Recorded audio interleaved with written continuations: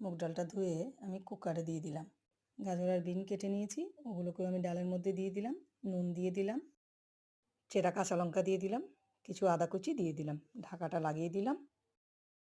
এবারে ডালের মধ্যে আমি হলুদ আর জিরে দিয়ে দিয়েছি। তেলের মধ্যে পাঁচফোড়নটা দিয়ে দিলাম, দুটো শুকনো লঙ্কা দিয়ে দিলাম, দুটো তেজপাতা দিয়ে দিলাম, দিয়ে নাড়িয়ে চাড়িয়ে নিচ্ছি।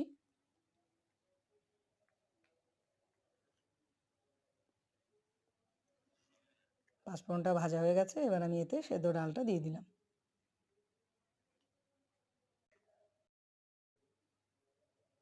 নাড়িয়ে নিচ্ছি আবার। সবজি দিয়ে এই ডালটা ভীষণ টেস্টি হয়।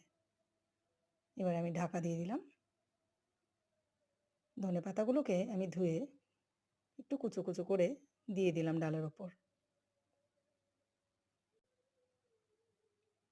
নাড়িয়ে নিচ্ছি। 1 চামচ ঘি ছড়িয়ে দিলাম। সবজি দিয়ে মুগের ডাল আমাদের রেডি। আপনারা বাড়িতে বানিয়ে খেয়ে কমেন্টে অবশ্যই জানাবেন কেমন হয়েছে।